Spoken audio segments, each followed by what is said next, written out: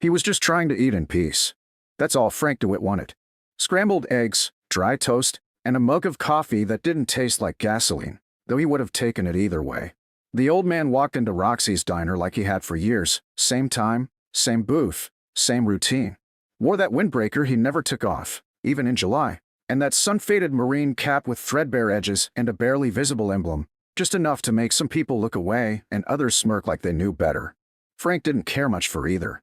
At 76, he'd learned most folks heard what they wanted, saw what they assumed, and never asked questions they didn't want complicated answers to. He moved slow but not weak, the cane clicking steadily on the cracked linoleum, a rhythm steady as a metronome. When he nodded at the hostess, she didn't look up. When he sat in booth 3, nobody joined him. And when the new waitress walked over, chewing her gum like it owed her rent, she didn't bother hiding the sigh in her voice. "Wallaby, Gramps?" Frank looked up from the menu he didn't meet. "Just the usual," he said with a soft gravel in his voice, the kind of tone that came from years of dust, cigarettes, and words held back. He handed her the menu with 2 fingers, worn knuckles mottled with old scars. "Eggs. Toast. Coffee." She scoffed, scribbled on her notepad with exaggerated flair. "Any chance you brought a real wallet today? Or you paying with more war stories?" The joke wasn't funny, but the line cook laughed anyway. Frank didn't flinch. He'd heard worse, and trenches, and foxholes, and waiting rooms where medals meant less than insurance cards. He only gave a faint nod and turned to look out the window, where a young couple was trying to parallel park a Prius like it was a tank. The coffee came lukewarm. The eggs came cold. And the spit? That came while Frank was looking right at her. He didn't say a word, just watched her lean in, mutter, "Maybe this'll taste like your glory days," and walk off laughing before the plate even hit the table.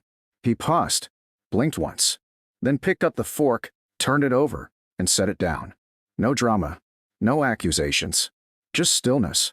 He stood slowly, joints groaning under decades, and reached into his pocket for exact change.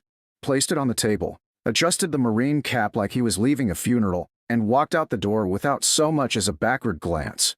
But not everyone missed it. At the corner booth, just behind the napkin station, a man in plain clothes had watched the entire thing. Didn't speak. Didn't eat. Just folded his phone shut after making a quick call, dropped a tin on his untouched burger, and followed Frank out the door. He wasn't just another customer. He was a corporal. And Frank DeWitt? That man had once saved his father's life outside of Hugh in 1969. Back inside the diner, the laughter kept rolling, cheap and ugly. "Hope enjoyed the protein boost," the waitress snorted. The cook offered a high five she didn't see. The manager was in the back, half watching a game on his phone. No one saw the black SUV roll up, with the 2 motorcycles behind it, or the row of sedans and pickup trucks that began filing into the parking lot like chess pieces being quietly arranged. Until the door opened. Until a shadow stepped through, tall, clean-shaven, a wrinkleless green jacket hanging off shoulders built from 20 years of push-ups and loss. His name was Master Gunnery Sergeant Nathan Collins. His boot stopped 5 feet from the counter, and when he spoke, he didn't raise his voice. "Which one of you spit in Staff Sergeant DeWitt's plate?" The room froze. Even the grill sizzled quieter. The waitress blinked, laughed nervously. "Is this, like, a prank?" Collins didn't blink. Behind him, 6 more Marines entered. One removed his cover and placed it respectfully on the counter.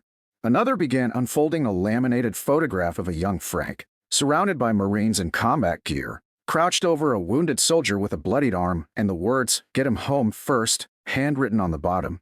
"Is that a prank too?" Collins asked, still calm. The color drained from the waitress's face.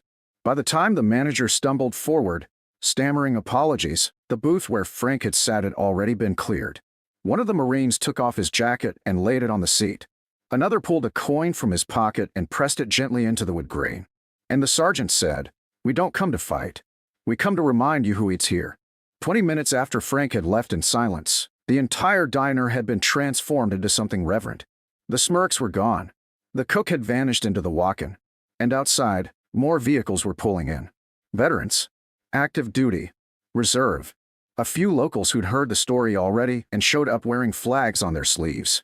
No one chanted. No one protested. They just stood, shoulders square, heads high, around the diner in a perfect ring of remembrance. Meanwhile, Frank sat 2 blocks away on a park bench under an elm tree, his cap in his lap, watching a sparrow hop across the grass. He didn't need revenge. didn't need headlines. He just needed one thing to be remembered, and someone did. Because before the sun had set, a plaque was drilled into the booth at Roxy's diner. 5 simple words. He was one of ours. The diner didn't close that day, not officially, but no one came in. Not after the SUVs lined up like a silent procession, not after word started to spread. First as a whisper from a trucker who'd seen something wild happening at Roxy's, then as a ripple through town from every barbershop, VFW post, and Basegate within 10 miles. They stood around the whole place. One teen would later say on TikTok, his camera shaking as he filmed a dozen Marines outside the restaurant, faces set like stone. Inside, it was silent. The cook had retreated to the back cooler, the manager sat red-faced behind the counter staring at a receipt he wasn't reading, and the waitress, Amber, stood frozen by the soda fountain. The smear of strawberry syrup on her apron now the brightest thing in the room. "I didn't know," she muttered. He didn't look like a vet. Master Gunnery Sergeant Collins didn't raise his voice. He never had to. "Because you weren't looking," he said, laying a silver challenge coin on the table Frank had left behind. It bore a single word across its face, HUE. Amber's eyes darted to the coin, then to the photo one Marine now held like scripture. Young Frank DeWitt in muddy fatigues, kneeling beside a wounded man, his expression focused, not scared, not angry, just ready. "Saved 6 men that day," Collins said quietly. 3 of them still alive. One of them taught me how to clear a room. 2 of them are outside right now. Amber's mouth worked for a defense, but nothing came. Because outside, the Marines weren't chanting. They weren't shouting. They weren't even moving. They were just standing. Silent. Facing outward. A full circle perimeter around a diner that had become, in an instant, holy ground. Cars slowed to stare. A city bus stopped so long the driver got out. One little girl pointed and asked her mom if it was a funeral. And in some ways, it was the burial of arrogance, of assumptions, of that casual cruelty reserved for the old and unseen. Inside, the staff slowly backed away from Amber. No one wanted to be near the heat of what was coming. And it came not in violence, but in remembrance. One by one, Marines stepped forward. Some old, wearing jackets 2 presidents behind. Some young, barely 20, fresh out of boot. Each walked to the booth Frank had left, and laid something down. A campaign ribbon. A folded note. A photo. A dog tag with no chain. Even a piece of field dirt in a sealed plastic capsule. No one explained. They didn't have to. Outside, a woman in her 50s stood silently at the curb, holding a single laminated paper above her head. "Frank carried my father out of a burning chopper. I exist because of him." The moment went viral within hours. But at that exact moment, none of them cared about followers or shares. They cared about the man with the windbreaker. The man who hadn't fought back, hadn't raised his voice, hadn't demanded anything. He'd just left. But respect had followed him anyway.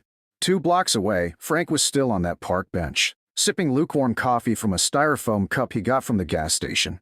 He hadn't gone far. He rarely did. He liked the bench because it faced the flag at City Hall and because it was quiet. Until it wasn't. The first person to approach wasn't in uniform. She was wearing scrubs, nurse blue, and her hair was tucked into a bun. Her name was Claire, and she sat without asking. "You don't remember me," she said. "But I remember you." Frank looked at her sideways. "Helped my mom with groceries outside that pharmacy last year. She told me you were the only person who called her ma'am in a decade." Frank gave a faint shrug. Good groceries deserve good manners. Claire smiled, but her eyes welled. "You deserve better than what happened today." He didn't answer. Just took another sip of his coffee. Then came the others. A retired firefighter who'd gone to school with Frank's son. A high school principal who remembered Frank speaking at a Veterans Day assembly in '97. Even the mayor eventually walked up. No cameras, no press, just a small box in his hands.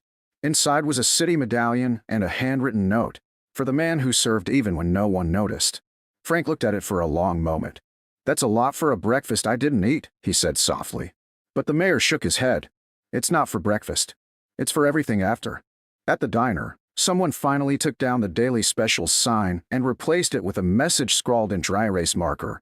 "Closed for reflection. Open tomorrow for respect." When word came back that Frank was still nearby, Collins nodded. He didn't need a press conference. He didn't want apologies. What he wanted, what they all wanted, was to finish what Frank had started. And so, they walked. 37 Marines and veterans in quiet procession, 2 by 2, like a forgotten honor guard finding its shape again. They didn't bring banners. They didn't bring flags. Just boots and silence. And when they reached the park, Frank didn't stand.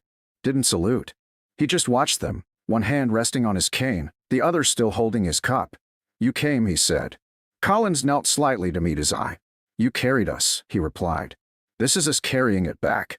Frank chuckled, low and dry. "Didn't ask for that." Collins smiled. "Doesn't mean you don't deserve it." Around them, the town began to gather. Not in spectacle. In stillness. A circle of respect formed not by order, but by memory. They didn't need a headline to know they were witnessing something rare. That sometimes, the uniform doesn't shine. Sometimes, it fades into a windbreaker. Sometimes, the salute comes 20 years too late. But it comes. And that day, it came walking on every footstep that paused beside Frank DeWitt's park bench. And stayed. The next morning, the sun came up soft over Roxy's diner, like it was afraid to disturb what had happened.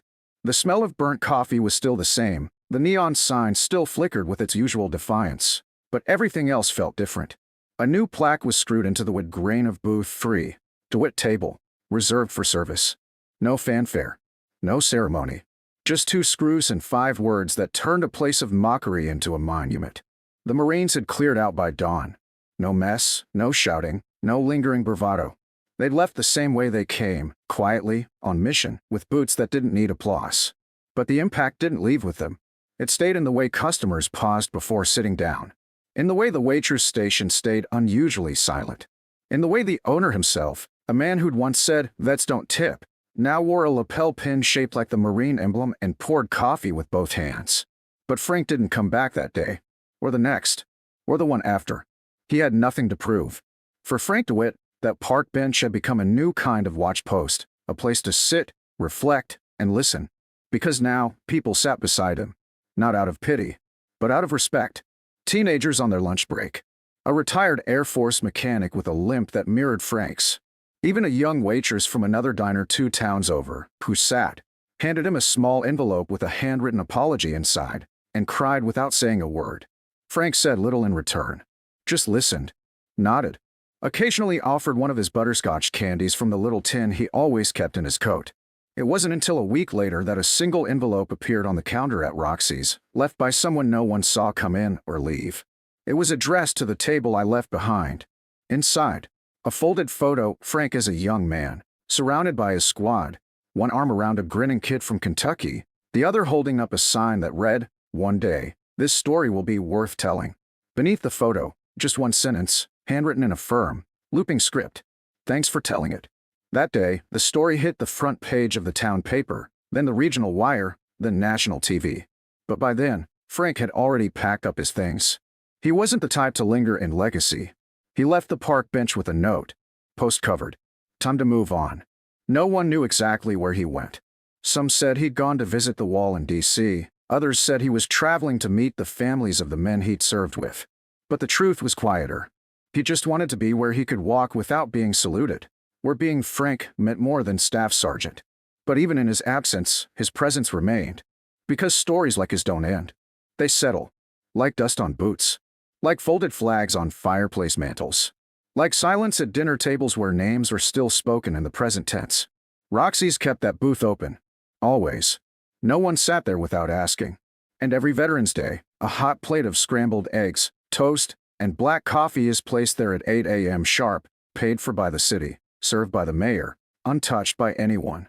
Above it, framed in glass, hangs Frank's old windbreaker and that faded Marine cap. Next to it, in a sealed shadow box, is the coin Sergeant Collins placed down. Under a single sentence engraved on brass, "He never needed to be seen." But now, he never will be forgotten. They say stories have power when they go viral, but some only matter when they go quiet. When they settle in the hearts of people who suddenly notice the man with the cane, the table left empty, the silence that follows disrespect. Frank DeWitt wasn't after justice. He wasn't seeking fame. He was just a man trying to have breakfast in peace. And when peace didn't greet him, something louder did, not with shouts, but with footsteps. With boots that remembered. With voices that didn't need to yell because they had learned something Frank taught by example. Respect doesn't wear a name tag. It walks in silence, leaves before the credits, and makes sure the story stays standing long after the man has walked away.